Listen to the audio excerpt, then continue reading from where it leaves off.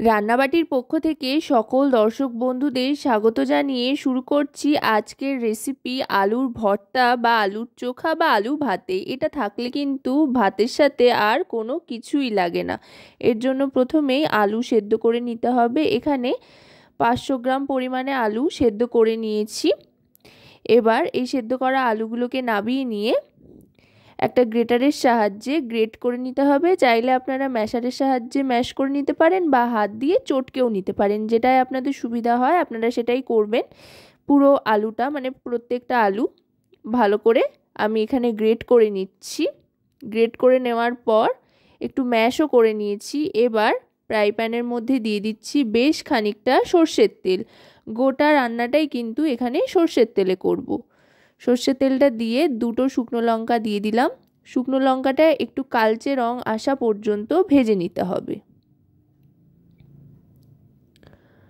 শুকনো লঙ্কাটা ভেজে তুলে নিচ্ছি। এবার এই তেলেই দিয়ে দেব একে একে সমস্ত কিছু। এর মধ্যে দিয়ে দিচ্ছি রসুন কিমা। এখানে 3 থেকে 4 কোয়া রসুন কিমা করে নিয়েছি, সেটা দিয়ে দিলাম। দিয়ে রসুনটা একটু লালচে করে ভেজে নিয়ে দিয়ে দিচ্ছি ছোট করে কেটে রাখা টমেটোর টুকরো। এখানে একটা মাঝারি সাইজের টমেটো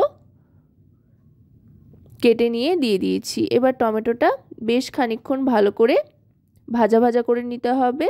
টমেটোটা যাতে তাড়াতাড়ি নরম হয়ে আসে সেই জন্য এখানে দিয়ে দিচ্ছি নুন। এখানেই কিন্তু পরিমাণ মতো নুন আমি দিয়ে দিচ্ছি। পরে আর নুনের ব্যবহার যেহেতু করব না, তাই এতেই নুনটা দিয়ে দিলাম। দিয়ে এবার দিয়ে দিচ্ছি কাশ্মীরি রেড চিলি পাউডার। এতে খুব সুন্দর একটা রং আসবে, ঝাল হবে না খুব একটা, কারণ কিনা শুকনো লঙ্কা কাঁচা লঙ্কা দুটোই পরে ব্যবহার করব। এবার দিয়ে দিচ্ছি চাট মশলা। এতে বেশ একটা টক টক ফ্লেভার আসবে, ওই জন্য 1 টিস্পুন পরিমাণে চাট মশলা দিয়ে দিলাম। এবার দেখুন টমেটোটা কিন্তু গলে আসতে আরম্ভ করেছে নুন দেওয়ার কারণে। এবার টমেটোটাকে ভালো করে ভাজা ভাজা করে নেব। টমেটোটা যখন এই পর্যায়ে চলে আসবে তখন গ্যাসের ফ্লেমটা লো করে দিয়ে টমেটোটা তুলে নেব ফ্রাই প্যান থেকে। টমেটোটা পুরোটা কাচিয়ে তুলে নিচ্ছি। তুলে নেওয়ার পর আরও খানিকটা সর্ষের তেল কিন্তু অ্যাড করব। একটু তেলতেলে হয়, চাইলে আপনারা কম তেলেও করতে পারেন, তবে শীতকালে বেশ একটু তেলতেলে এরকম আলুর ভর্তা বা আলুর চোখা হলে কিন্তু মন্দ লাগে না, ভাতের সাথে খেতে দারুণ লাগে, মুখটাও ছাড়ে, বেশ ঝাল ঝাল হয়। আরও খানিকটা সর্ষের তেল দিয়ে একটু ভালো করে চারধারে ছড়িয়ে নিলাম। এবার দিয়ে দেবো সেটা হচ্ছে পেঁয়াজ কুচি। এখানে একটা মাঝারি সাইজের পেঁয়াজ স্লাইস করে কেটে নিয়েছি, আর তার সাথে একটা কাঁচা লঙ্কা কুচিয়ে দিয়ে দিয়েছি। যেহেতু আবার শুকনো লঙ্কাও ভেজে রেখেছি এর সাথে মেশাবো বলে, সেই জন্য একটা কাঁচা লঙ্কাই ব্যবহার করেছি, যাতে অতিরিক্ত ঝাল না হয়। আপনারা যতটা ঝাল পছন্দ করেন সেই অনুযায়ী কিন্তু লঙ্কার ব্যবহার করতে পারেন। এবার দিয়ে দিচ্ছি সেদ্ধ করে রাখা আলু সেদ্ধটা দিয়ে দিলাম, যেটা ম্যাশ করে রেখেছিলাম। এবার এটা দিয়ে মিশিয়ে নেব। আলু সেদ্ধটা দিয়ে কিন্তু গ্যাসের ফ্লেমটা মিডিয়াম টু লোতে করে মেশাতে থাকতে হবে।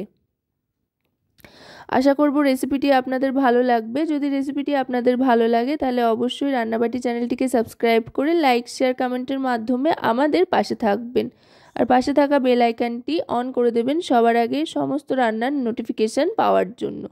এবার দেখুন টমেটো দিয়ে যেটা বানিয়ে রেখেছিলাম টমেটোটা দিয়ে এবার ভালো করে মিশিয়ে নেব। টমেটোটার মধ্যেই যেহেতু পরিমাণ মতো নুন দিয়ে দিয়েছিলাম, তাই আলুতে আর আলাদা করে কিন্তু নুনের ব্যবহার করলাম না। এবার ভালো করে মিশিয়ে নিতে হবে মিডিয়াম টু লো ফ্লেমে রেখে। আস্তে আস্তে দেখুন রং কিন্তু বদলাতে আরম্ভ করে দিয়েছে আলুর এই ভর্তার। এটা কিন্তু খেতে দুর্দান্ত লাগে, আর খুব কম সময় ঘরে থাকা খুব সামান্য উপকরণ দিয়ে কিন্তু তৈরি হয়ে যায়, আর ছোট থেকে বড় সকলেরই দারুণ পছন্দ হয়। এবার দিয়ে দিচ্ছি ধনেপাতা কুচি। এটা কিন্তু একটা আলাদাই মাত্রা আনবে, ধনেপাতার গন্ধটা কিন্তু অসাধারণ যায় এই আলুর ভর্তা বা আলুর চোখার সাথে। ধনেপাতা কুচি দিয়ে এবার যেই শুকনো লঙ্কা দুটো ভেজে রেখেছিলাম সেগুলো হাত দিয়ে ভেঙে ভেঙে দিয়ে দিচ্ছি। দিয়ে এবার ভালো করে মিশিয়ে নেব। চাইলে আপনারা শুকনো লঙ্কা সিডসটা বা দানাটা বাদ দিয়েও দিতে পারেন, আবার দানা সমেতও দিতে পারেন, তাহলে অনেক বেশি ঝাঁঝালো আর ঝাল হবে বেশ। আর যদি দানাটা বাদ দেন তো একটা ঝাঁঝালো ফ্লেভার থাকবে, কিন্তু খুব একটা ঝাল হবে না। এবার গ্যাসের ফ্লেমটা অফ করে দিয়ে ভালো করে মিশিয়ে নিয়ে আমি সার্ভ করে দিচ্ছি। সার্ভ করেই আমি 4 ভাগে ভাগ করে নেব একটু ঠান্ডা হলেই। তার কারণ কি না, এরকম ভর্তা বাড়িতে তৈরি হলে কিন্তু রাখার উপায় নেই বেশিক্ষণ, চটপট থালা ফাঁকা হয়ে যায়। তাই সবার জন্য ভাগ করে রাখাই কিন্তু বুদ্ধিমানের কাজ। আপনারাও যখন বাড়িতে বানাবেন একটু ভাগ করে রাখবেন, তা না হলে দেখবেন একজনই সব খেয়ে নেবে, আরেকজনের ভাগে আর কিছুই পড়বে না।